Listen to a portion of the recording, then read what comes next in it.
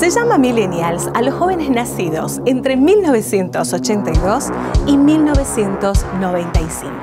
Se los conoce también como la generación del milenio o la generación Y. Crecieron con la tecnología, es por ello que no conciben un mundo sin internet. Lo digital los atrae tanto que 9 de cada 10 usan con frecuencia la cámara. Tienen grandes objetivos y los impulsa el éxito. Buscan ocupar los mayores puestos en sus lugares de trabajo, modificar costumbres y transformar de esta manera la sociedad. En este programa nos meteremos en la cabeza de los millennials, analizando con expertos qué pasa en su cerebro. Ingresa con nosotros a este maravilloso mundo de Mente Millennials. ¿Es válido decir que las mujeres son más capaces que los hombres? ¿El cerebro tiene sexo? ¿Y se puede modificar la orientación sexual? Desde el siglo pasado, la ciencia viene investigando estas cuestiones y aún hoy hay muchas preguntas sin responder. Antiguamente los estudios científicos se centraban en la diferencia fisiológica y anatómica entre el cerebro del hombre y de la mujer. Y en muchos casos se marcaba esta gran diferencia y se decía que el cerebro de las mujeres era inferior al de los hombres solamente por su tamaño. En este capítulo veremos cómo funciona el sexo en la mente y en el cerebro de los jóvenes millennials. Cintia, ¿hay diferencia entre el cerebro masculino y el cerebro femenino? Sabes que en los animales hay algo que se llama dimorfismo sexual, ¿sí? Que es la posibilidad o la expresión, ¿no? en el aspecto físico que te permite a vos identificar cuando se trata de un hombre o de una mujer. Esto es claro en el ser humano, vos podés saber cuándo es un hombre o cuándo es una mujer sin ver siquiera los genitales, ¿no? Esto da cuenta de que hay una clara diferencia entre ambos géneros y que se traduce a nivel cerebral, anatómico, interno. Hoy por hoy, gracias a los estudios, las nuevas herramientas de imagen, se puede ver de que de acuerdo a las habilidades que desarrollan más las mujeres, por ejemplo, las mujeres sabemos que tenemos mayor capacidad en el lenguaje, mayores habilidades manuales, ¿sí? Tenemos por ahí un mayor desarrollo también en áreas como la corteza frontal, el lóbulo límbico que tiene que ver con las emociones, ¿sí? Que está metidito entre el lóbulo temporal y el lóbulo frontal, y también un mayor desarrollo del lóbulo temporal, donde encontramos áreas como la de Wernicke, por ejemplo, que se encarga de la comprensión del lenguaje. Por su parte, los hombres, ¿sí? Los varones, tienen un mayor desarrollo en habilidades que tienen que ver con el reconocimiento de los espacios, con el pensamiento lógico, matemático, ¿sí? Y tienen más desarrolladas partes de la corteza cerebral, como por ejemplo el lóbulo parietal y la amígdala, que los prepara para reaccionar, por ejemplo, frente a un peligro. Ahora, en relación a esta pregunta que vos me haces, en verdad hay muchísima controversia, muchos estudios que se contradicen. De hecho, ahora últimamente salieron muchísimos que plantean que no hay una diferencia, no hay un cerebro femenino y un cerebro masculino, y que estas diferencias anatómicas están dadas más que nada por la educación y por los contextos, ¿sí? culturales que hacen que vos desarrolles ciertas particularidades en tu cerebro porque ejercitas o entrenás más esa habilidad por el contexto o por lo que la sociedad de alguna manera te impone. Culturalmente, hablando de manera cultural, ¿no? Exacto. Bien, yo quiero saber qué hay de cierto que el placer y el orgasmo se genera primero en el cerebro. Y hay mucho de cierto en eso. A ver, el orgasmo, como definido quizás como el clímax o el grado máximo de placer luego de la estimulación, y que se traduce a partir, por ejemplo, de las contracciones rítmicas de la parte externa de la vagina en la mujer y de la eyaculación o liberación del semen en el hombre, tiene muchísimo que ver con el cerebro e incluso todo el sistema nervioso. Vos sabés que el sistema nervioso central se encarga de controlar todas las partes del cuerpo y entre ellos encontramos las gónadas y los genitales. Sabemos que hay una relación de ida y vuelta, por ejemplo, con todo lo que tenga que ver con cuestiones hormonales, así que sí, de hecho en el tronco encefálico, por ejemplo, que se encuentra, ¿no?, en el encéfalo casi al final y que tiene su conexión directa con la médula, está el bulbo raquídeo, que se activa y envía señales e impulsos nerviosos para que en el hombre el pene pueda tener una erección. Y es tal la importancia, ¿sí?, de nuestro cerebro, de nuestro procesamiento de la información, que ni siquiera las drogas pueden suplir este ejercicio. Por ejemplo, hay personas que toman Viagra, la famosa pastillita azul, y sin embargo no tienen una erección, porque ese como impulso, que esperan un milagro. Exactamente, claro. Esperan que se produzca y que puedan tener el orgasmo y puedan tener la erección, y no llega, no pasa eso, porque ese impulso inicial es netamente psicológico. O sea, todo comienza desde la cabeza, el cerebro. Exactamente. De hecho, por ejemplo, cuestiones como el estrés, ¿sí?, la ansiedad, hacen que experimente menos deseo, menos placer y que por lo tanto no pueda concretar el acto. Wow. Bien, y a nivel, ya que estamos hablando de esto a nivel cerebral, ¿cómo experimentan el orgasmo hombres y cómo experimentan las mujeres? Vos sabés que está buena la pregunta y sobre todo teniendo en cuenta todo este tema de la controversia que hay en relación a lo femenino y lo masculino, porque hay una neurobióloga suiza, Aline, no sé cómo se pronuncia, Kaiser, ¿sí? Ella lo que hace es estudiar el cerebro femenino y masculino, y desde una postura bastante feminista plantea que no hay diferencia, ¿sí? Pero no pudo, de alguna forma no pudo demostrar, sí, ver que las diferencias en cuanto a lo hormonal, o sea, no hay diferencias anatómicas, pero sí hay a lo hormonal. Si sos mujer, producís ciertas hormonas, si sos hombre, producís ciertas otras en mayor cantidad, ¿sí? Y eso de alguna manera tiene una repercusión a nivel cerebral. Por lo tanto, se vive el orgasmo de una manera distinta, más allá de que, por ejemplo, en ambos se segrega dopamina. Claro. Que como vimos en otros episodios es el neurotransmisor de la recompensa, del placer, que se asocia a las adicciones, ¿sí? Generan oxitocina, que es el neurotransmisor también, como dijimos, que tiene que ver con el afecto, los vínculos a largo plazo, ¿sí? Liberan serotonina y también se pone en marcha en ambos dos el sistema nervioso autónomo, y se apaga la amígdala. Sabemos que eso ocurre en los dos. Sin embargo, hay algunas diferencias, porque, por ejemplo, en relación a la dopamina, si bien en los dos se libera, los circuitos que se activan son diferentes.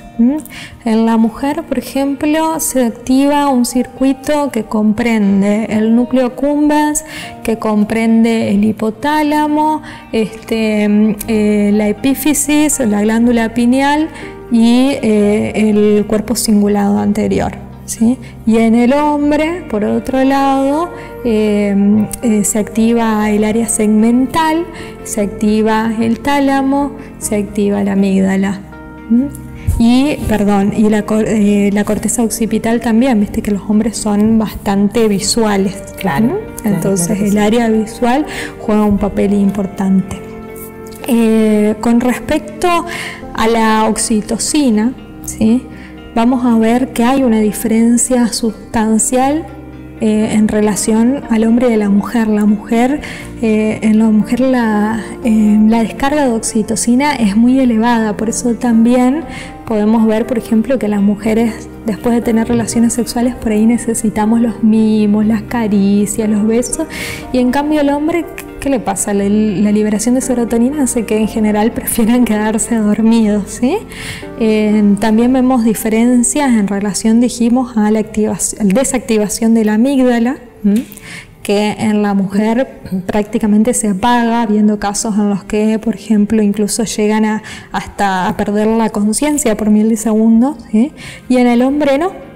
En el hombre disminuye su activación, pero no se apaga completamente, y esto tiene que ver quizás con nuestra prehistoria, en donde más allá de satisfacer esta necesidad sexual, tenía que permanecer alerta para defenderse frente a un peligro, él y a su partener, digamos. Claro que sí. Bueno, hablaste de algo tan importante que tiene que ver con lo visual, ¿no? Estamos en una sociedad en donde abunda todo tipo de imagen, hay mayor acceso a lo que tiene que ver con la pornografía en este siglo, ¿no es cierto? Por justamente las tecnologías que permiten que tengamos acceso fácil a ella. Ahora, ¿esto cómo afecta a las personas, esta facilidad, si se quiere, de acceso a la pornografía? ¿Nos afecta en la vida cotidiana? Sí, totalmente. De hecho, las consultas por los trastornos relacionados al consumo de pornografía aumentaron notablemente en un 30% en los hombres y en un 10% en las mujeres. Además de que el hecho de estar expuesto a tantos estímulos juntos, una persona, yo creo que un hombre que mira 10 minutos de pornografía hoy ve más mujeres que quizás varias generaciones de sus antepasados en toda su vida, ¿sí? Genera el famoso efecto de tolerancia, es decir, que requiere muchísimos más estímulos para poder alcanzar el efecto inicial deseado. Claro. They're called, among other things, millennials, which is a group of people who were born approximately 1984 and after. Millennials have overtaken us. Millennials. They don't love anyone. They don't trust. America is going through a sex recession, and millennials are getting the blame. KCTV5's Gina Bullard uncovers the truth. Un estudio publicado en Archive of Sexual Behavior sostiene que los millennials tienen menos relaciones sexuales que las generaciones anteriores.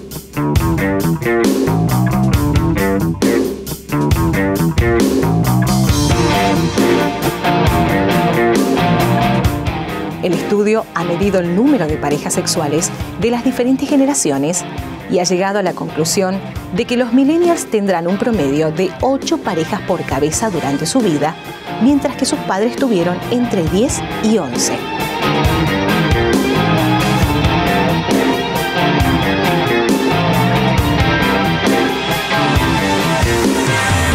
Menos de un 7% de ellos practican el sexo entre 2 y 5 veces por semana, de acuerdo con una estadística del portal de citas Match.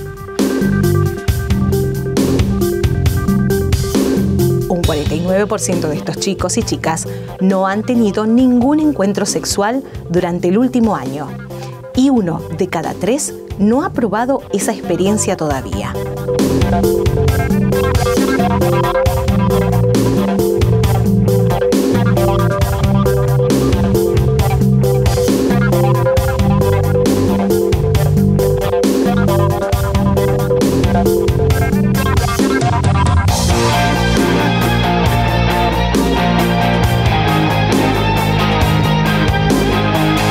La revista The Atlantic, en un exhaustivo informe, también habla de una recesión sexual en toda regla, generalizada y mundial, que no solo afecta a los estadounidenses, sino que se extiende en los jóvenes de otros países desarrollados. Por ejemplo, los holandeses, que en el año 2012 perdían la virginidad a los 17, ahora esperan casi hasta los 19 para estrenarse. En Finlandia se ha constatado un descenso del deseo sexual femenino. Este descenso también se evidencia en los Estados Unidos, pero Japón es un caso singular.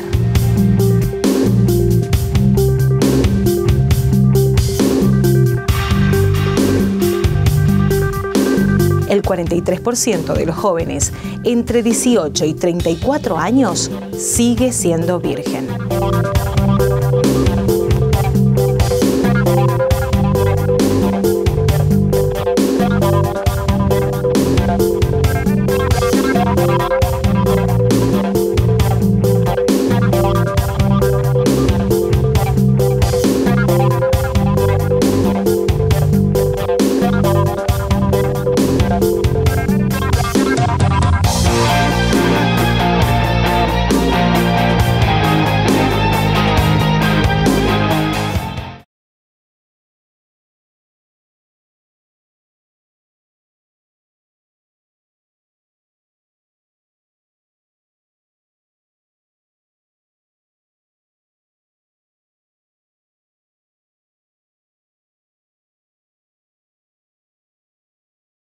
vivimos en la era de la libertad sexual.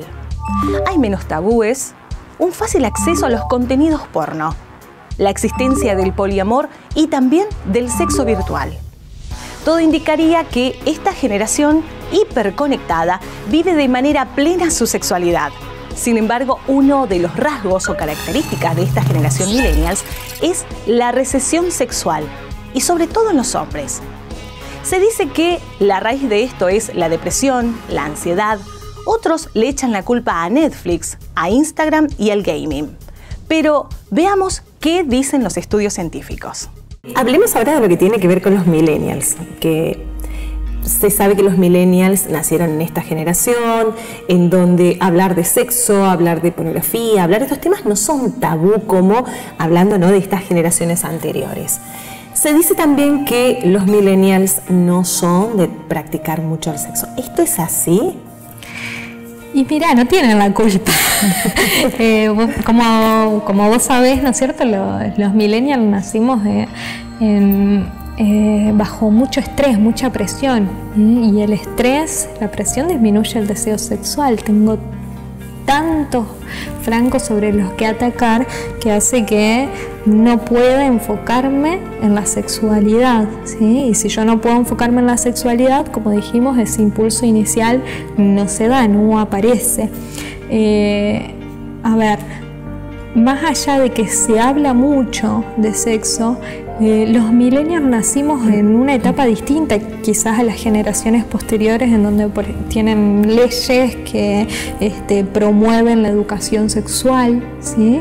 Nosotros no teníamos eso, entonces aprendimos quizás con la pornografía, aprendimos con el Kama Sutra y lo aprendimos hablando con amigos. Entonces tenemos expectativas quizás que son irreales, expectativas muy grandes y que hacen que dudemos constantemente tanto de nuestro cuerpo, de cómo debe ser una relación sexual, de cómo exponerme frente a la otra persona, y de si la baja, por ejemplo, en el deseo sexual cuando hay una relación a largo plazo disminuye. Entonces empiezo a pensar si efectivamente sigo enamorado de esa persona o no, ¿sí? Se crean muchísimas expectativas en torno a eso y me generan inseguridad a mí y a mi pareja. En relación a las mujeres, por ejemplo, al haber caído tanto el tema del tabú y al poder hablar y poder expresar lo que piensan y lo que sienten en relación al sexo, también permitió la posibilidad de tener más sexo que sus generaciones pasadas.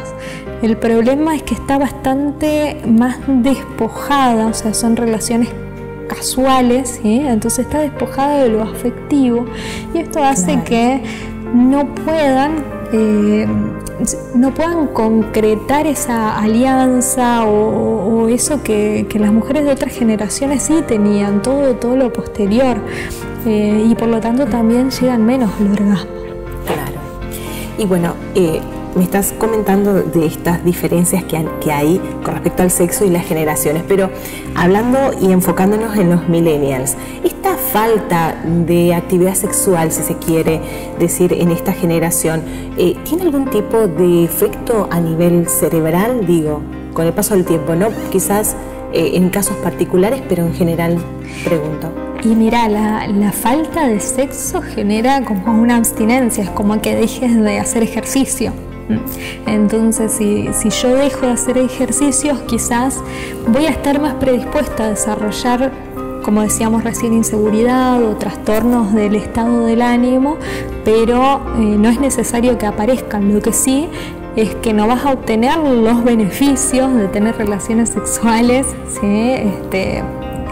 No casualmente, sino periódicamente o en general.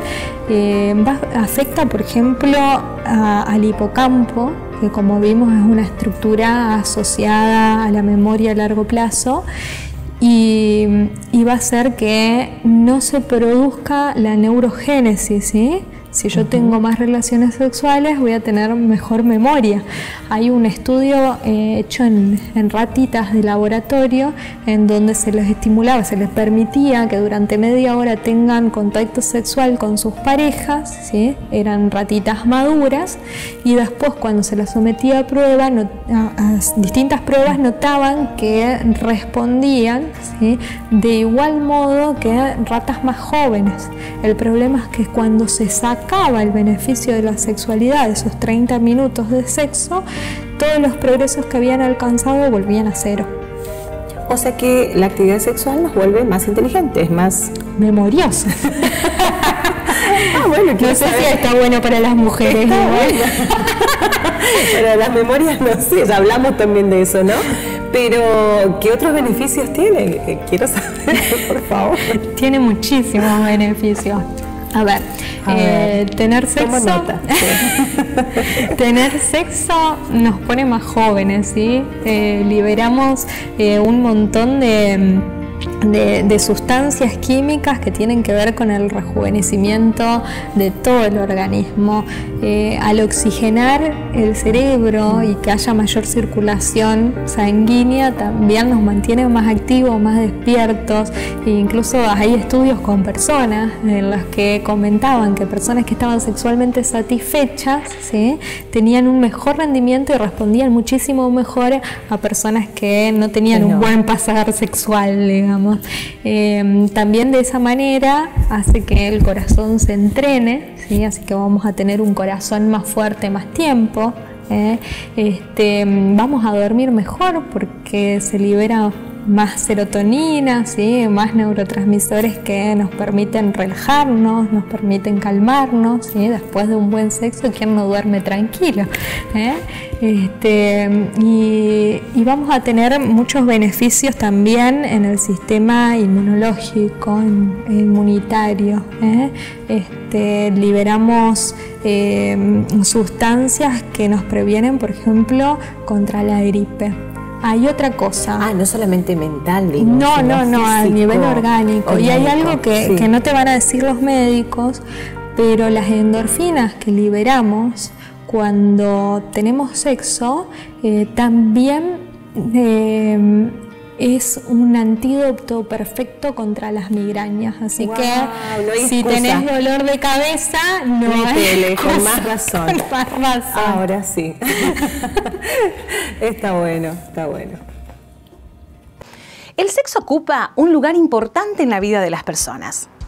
Y aunque los estudios y las estadísticas demuestran que esta generación millennials practica menos el sexo que las generaciones anteriores, lo cierto es que el sexo tiene un efecto placentero y rejuvenecedor a nivel psicológico y a nivel fisiológico. Asimismo, estimula las conexiones neuronales, el sistema inmunológico y la autoestima. Aumenta el flujo de sangre y de oxígeno en nuestro cerebro. Nos aleja de la depresión y de la ansiedad y nos da una mayor asertividad. En conclusión, podemos decir que el cerebro humano está dotado de un poderoso impulso que lo ayuda en la supervivencia de la especie humana.